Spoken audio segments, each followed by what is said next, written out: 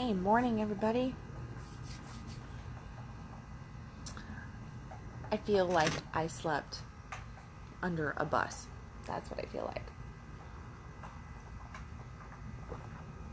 But it was my first night's sleep without a 4-year-old or a 6-year-old attached to me in some fashion, because my boys were with me the last 2 weeks and they are very much mommy's boys and is very stocking, clingy sometimes in the evenings. So I have been spending the last couple of weeks, especially with travel and family adventures and all that. We have just been in hustle and bustle and so much stuff going on. I was thinking about, like, I should write about all the things that occurred over the last 8-10 weeks of summer, because here we are rising up on the end of summer coming in next week. School starts for one kid on Monday and for another child on Wednesday, and then school's always going for my 16-year-old daughter because she homeschools, so she's never not in school. She's just consistently just plugging through everything. But my 8th grader and my 1st grader, they both start next week for school.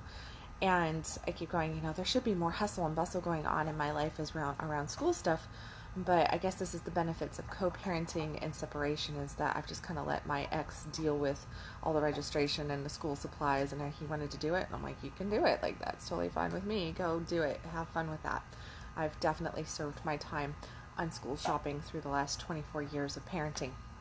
So it just, it definitely has, though, been a summer where did not accomplish some of the things that I wanted, did not make it to some of the adventures that I wanted. Hopefully the world does not blow up and we can go do that next year. So, it's one of those things of just let that be grateful for what you have. But then I looked at all the stuff that we have done and the things that I had not really planned on doing. It was not even in the scope of doing, that ended up happening. And it's just so much blessing, so much fun and adventure, and just really, really good stuff going on. Which brings me to today's topic, chaos. Last night, I ordered Chinese yesterday, and the fortune cookie came in, and it was, I ordered this Chinese. It was like enough for 3 people. I cannot believe, one serving. It was like enough for 3 people. So I ended up having what I ordered for lunch. I just ate my leftovers for dinner last night. And I finally broke open my fortune cookie last night and opened it up. And the fortune cookie said, before balance can happen, chaos must occur. And I was just like, number one, I'm not a big fan of the word balance, because I don't think that anything in our life ever is balanced. I always go, I'm a person of harmony. I believe in harmony more than balance. Trying to create a massive amount of balance in our life normally causes more trouble than it's almost like it just cannot happen, because there's always going to be something feeling out of balance, out of whack in our life. We're never going to feel completely just steady, and like not for a very long period of time, for sure. It's like little moments, little spots of, oh, there's balance, and then you go in and there's just something that happens, right? Something gets thrown into your pool and you have to just deal with the ripple effect of whatever that is. So I tend to lean toward harmony. Harmony is definitely one of those things where if you can find harmony in the majority areas of your life, there's just this beautiful flow, there's this fluid action, things feel good for the most part, and you just learn how to surf any waves that come up in your existence. So if we just take that statement from the fortune cookie and we say, before harmony can happen, chaos must occur. That's still a very accurate statement, whether you use balance or harmony there. Chaos must occur in order for us to access the opportunity points to achieve happiness, to achieve the things that we want. And here's the reality. Everybody wants happiness. The reason why we do anything in our life, the reason why we want to make more money, the reason why we want to have the love-based relationships that we want, the reason why we want to call in our soulmate, the reason why we want to have the bodies that we want, the reason why we want to live in areas that we want, drive the cars that we want, have the furniture that we want, have the electronics that we want, every single thing that we do, although this is all like a lot of materialistic stuff, the reason why we want the things that we want, no matter what it is, even if we go down a spiritual route and we go, oh no, I want to be, I am a spiritual person, I meditate daily. I practice laying on of hands. I go to church every weekend. Whatever those spiritual practices are, if you get down to it, everything brings us back to the desire of happiness. And what we're trying to achieve is happiness in everything that we do. That we want to be happy. We are looking at, if I do that, then I will be happy. If I do that, then I will be happy. If I can just get to this point, if I can just get balanced, if I can just have harmony in my life, if I can just have peace in my life, if I can just have this relationship, if I can just have, if I just felt comfortable, if I just had enough money in my bank that I didn't have to worry, I wasn't stressed out, I wasn't living paycheck to paycheck, if I just,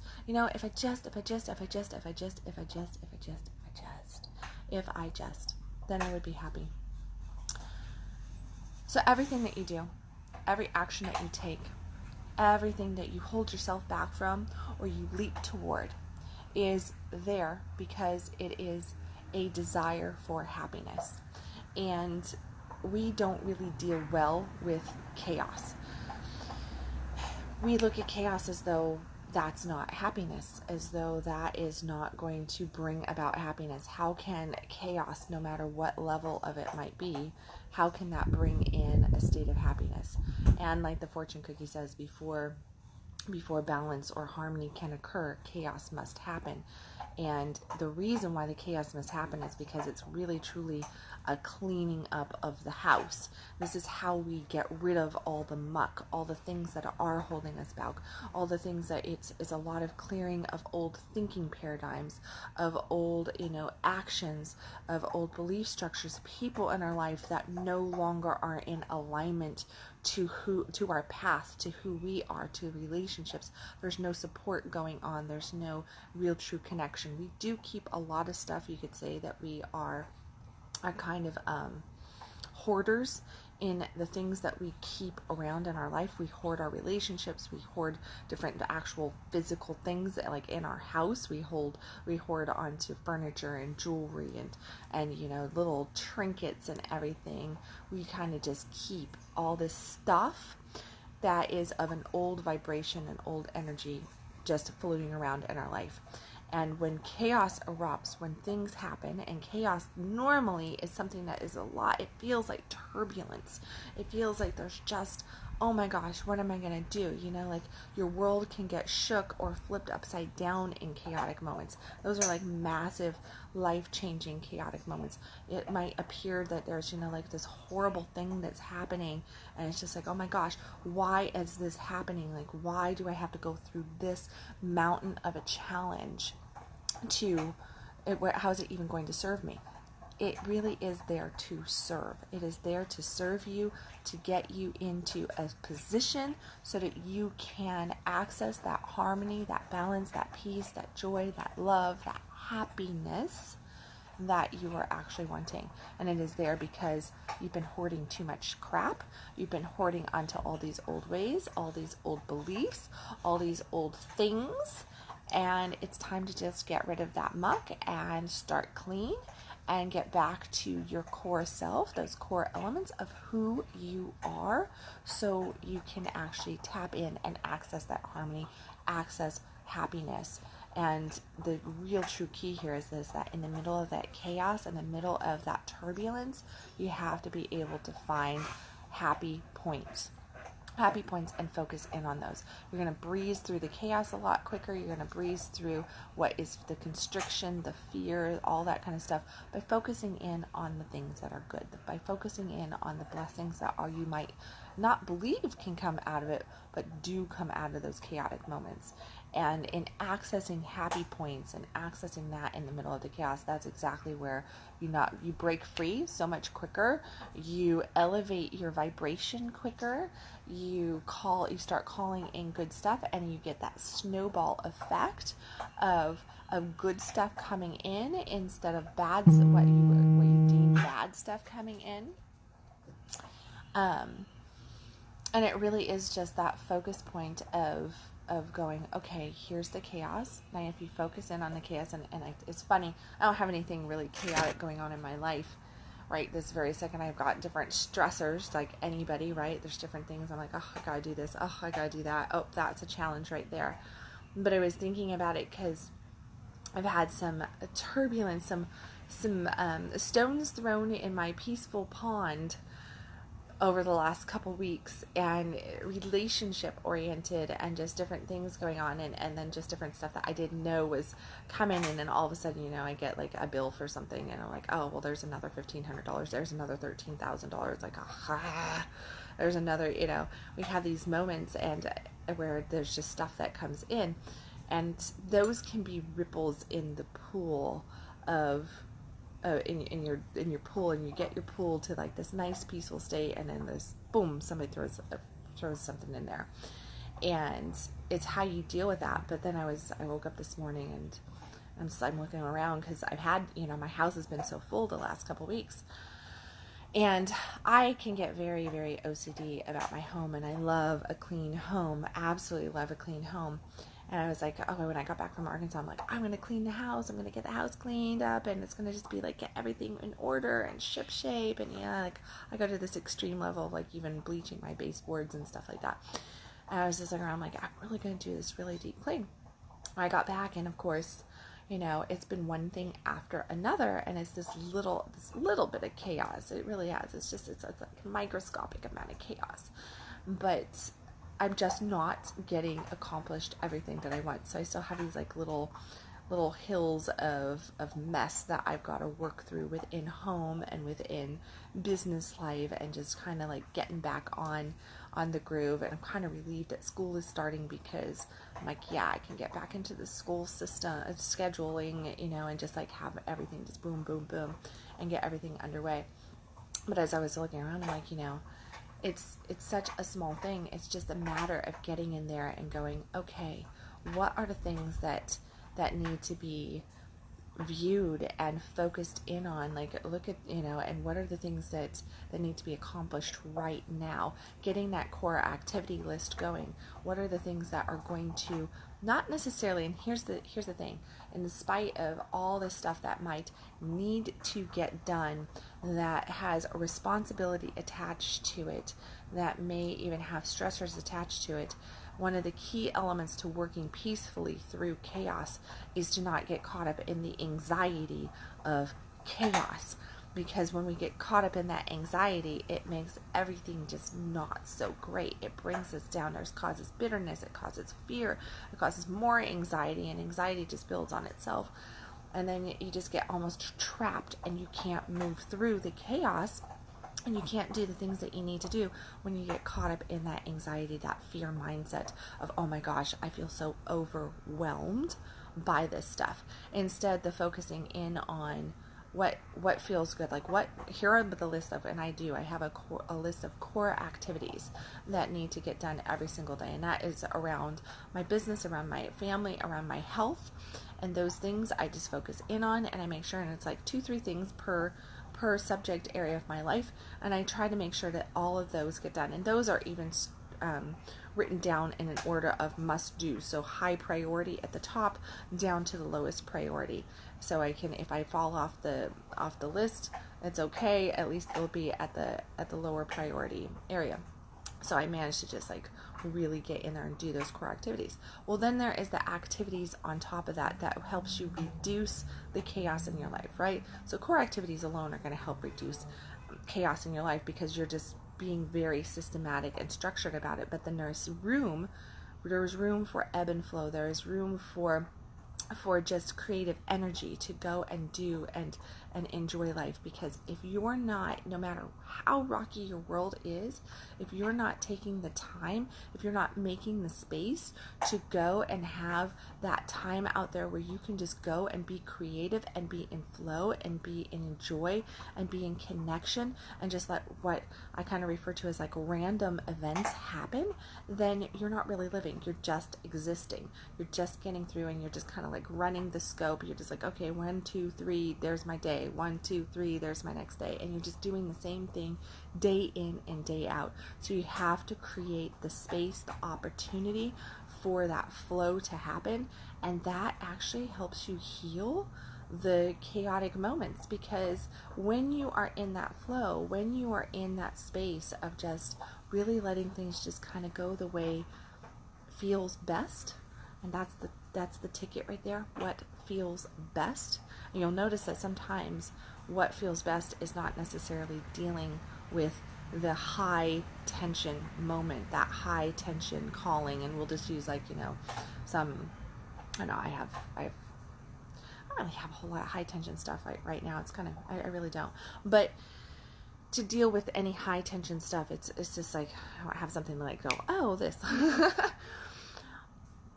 But, I could say, okay, let's see, a lot of people money focus. Like if you have a really high tension level of money issues going on, that just has you kind of bottlenecked and fear focused and like, am I going to make it to tomorrow type mentality. And I think we've all been there before. Like, am I going to make it through this week? Am I going to make it? If I just get this, I just need that additional whatever it is right there.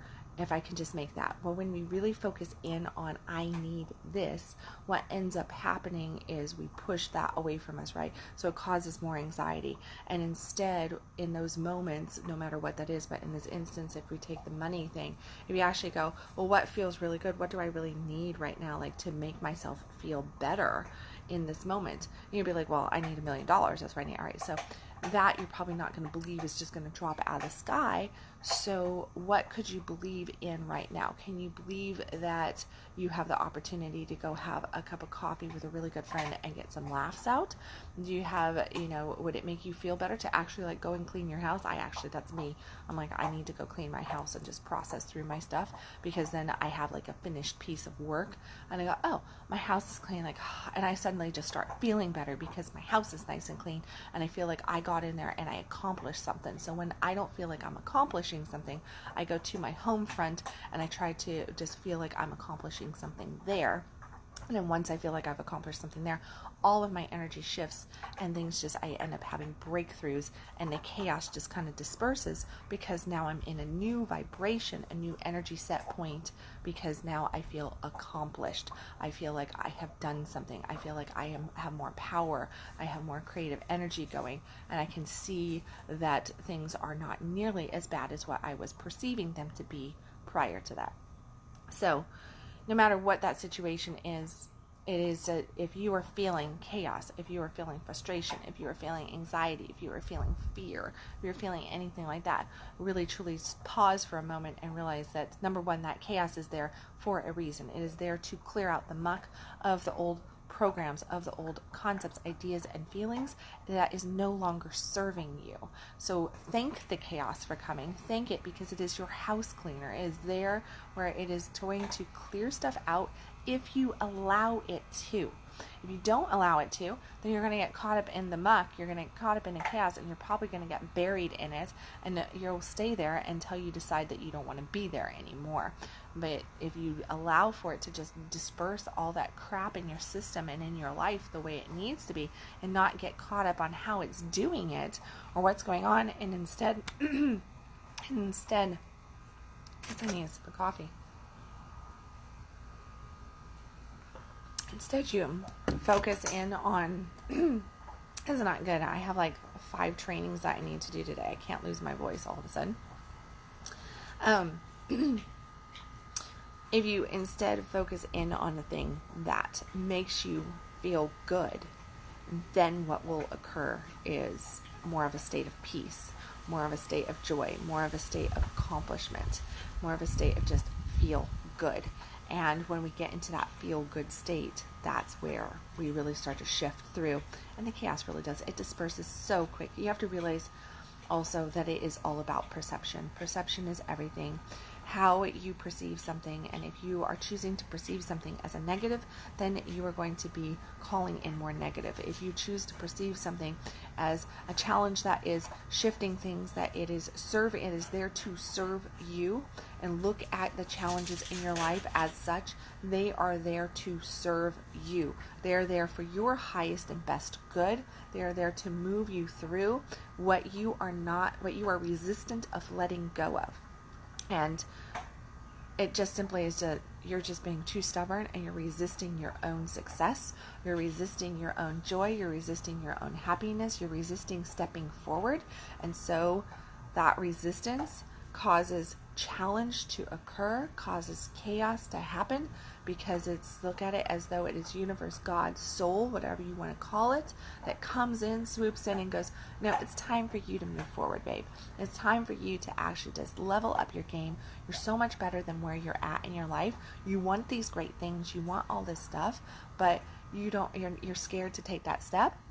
So we're going to just clear out all this stuff here that's holding you back, and give you a good swift kick forward so that you can be the you that you know you were born to be, and really just step all the way into yourself. And that's that right there. If you start to view challenges more as opportunities, you will find that the chaos will clear easier. You will get back on proper footing a lot quicker, and you're going to be calling in a lot more beautiful things into your world. And that chaos is not going to get to you nearly as much. You're still going to ebb and flow like this. You're going to go up and down with it, but you're going to have a lot more up and being able to see it from a completely different space than what you normally do. So make sure that you just kind of look at your life today and say, what's challenging me? Why is this challenge presenting itself? What is it trying to clear out of my world, out of my system, out of my mental scope, my emotional scope, my physical world, and really just start to look at the potential that it is bringing, the possibilities, the opportunities, instead of what you feel, then it might be taking away from you. Because that feeling of the loss is what's causing the anxiety, is what's causing the fear, it's what's causing all that stuff to occur. And it's not there trying to take anything from you. It's there to catapult you forward, to release you from the bondage that you are not releasing yourself from. So it is a forced release. Okay? So, let me see. I see somebody down here. Actually, oh, that's interesting. Hey, Kiki. Hello.